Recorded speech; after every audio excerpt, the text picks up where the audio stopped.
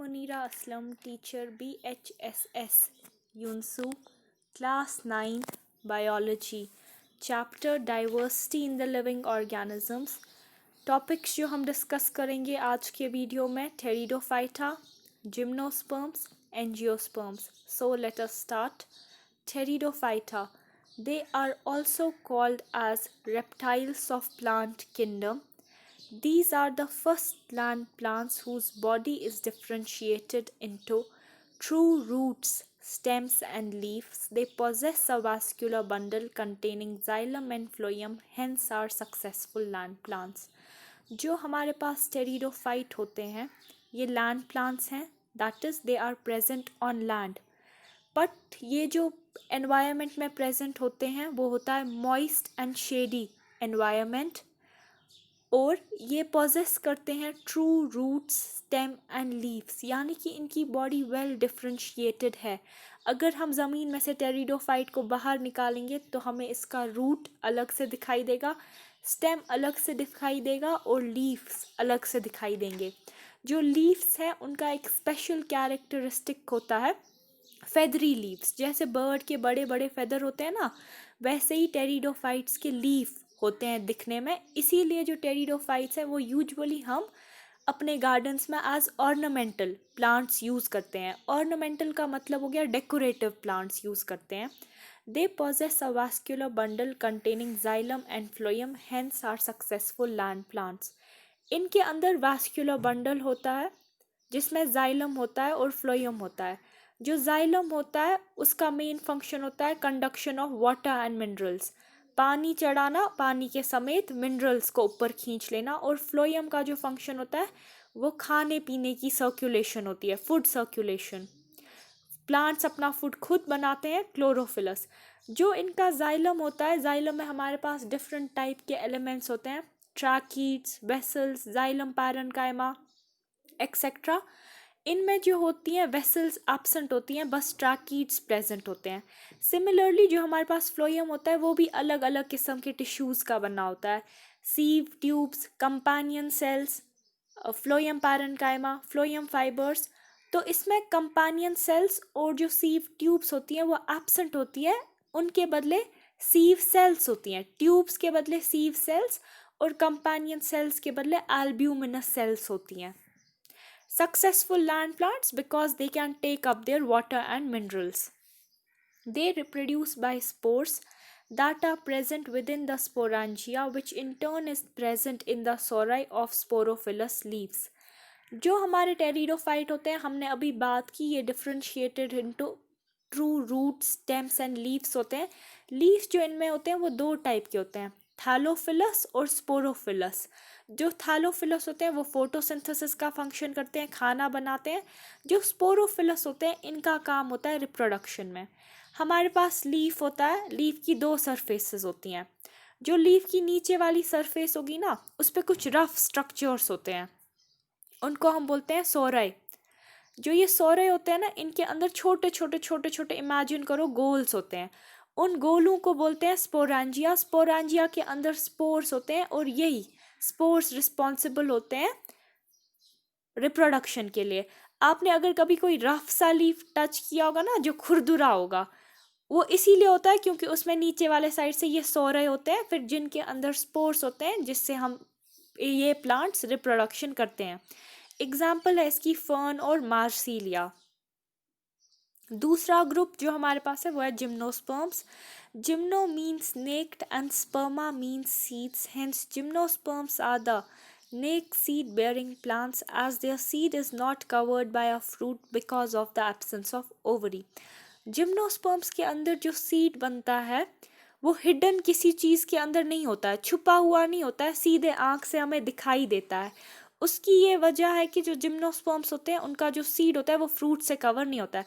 For example हम mango खाते हैं, मैंगो का सीड हमें दिखता नहीं है, वो अंदर उसके वो ऊंट होती है ना, वो बंद होती है. ठीक है, तो ऐसा जिम्नोस्पर्म्स के अंदर नहीं होता है. इसमें सीड फ्रूट के अंदर बंद नहीं होता है. और फ्रूट के अंदर बंद क्यों नहीं होता है? क्योंकि इसमें ओवरी जो होती है, ओवरी एब्सेंट होती है. The body is differentiated into true root, stem and leaf. देवदार का पेड़ जो होता है ना, उसमें भी होता है रूट होता है, स्टेम होता है, लीफ होता है. So body is well differentiated into different parts. Cones are the reproductive structure. Male cone is formed by aggregation of microsporophylls and female cones are formed by megasporophylls. हम सब ने देवदार का पेड़ देखा है ना, उसके ऊपर कोन्स होते हैं. कोन्स रिप्रोडक्टिव स्ट्रक्चर्स होते हैं जिनके अंदर मेल कोन्स बने होते हैं माइक्रोस्पोरोफिल से. जो कोन में वो छोटे छोटे पत्ते जैसे होते हैं ना, ये डिफरेंट कोन में डिफरेंट होते हैं.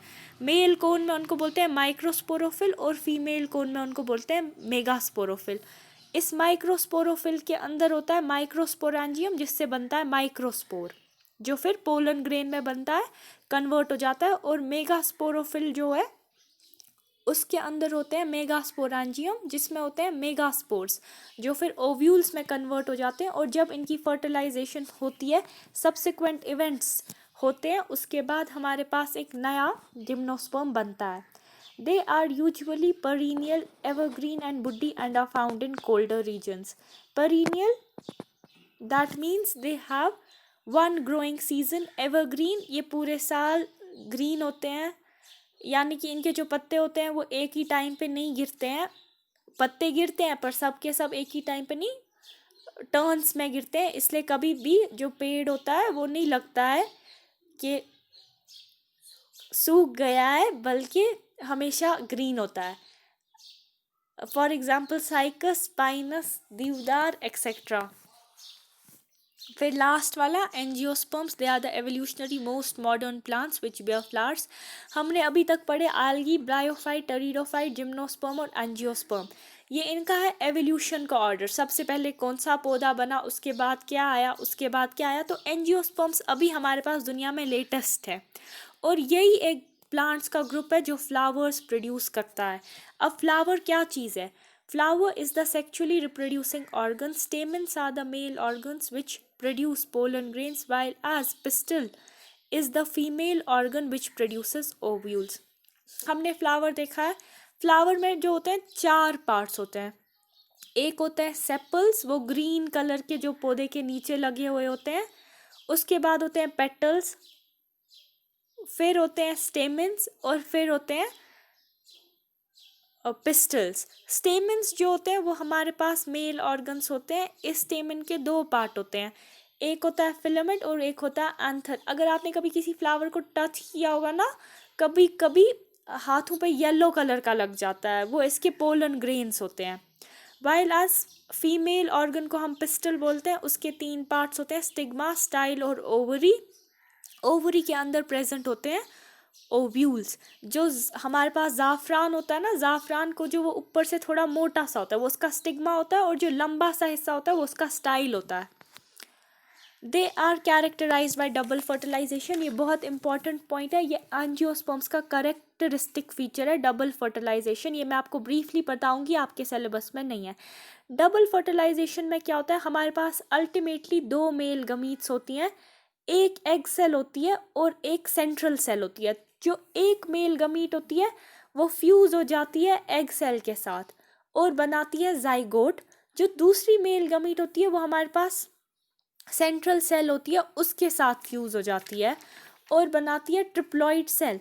जो जाइगोट होता है वो बाद में एम्ब्रियो में कन्वर्ट होता है, और एम्ब्रियो बाद में नया पौधा बनाता है. और जो हमारे पास ये ट्रिपल सेल होता है वो ट्रिप्लॉइड एंडोस्पर्म न्यूक्लियस बनाता है, जो जाइगोट को नरिशमेंट देता है, खाना पीना देता है. इस तरह से हमारे पास एक नया पौधा आ जाता है.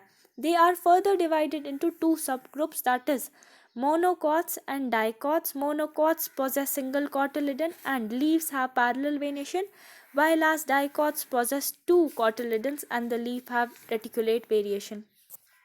जो हमारे पास रज़मा होती है ना, अगर हम उसको खोलते हैं ना, उसको 2 हिस्से हो जाते हैं, वो 2 कॉटिलिडन्स होते हैं.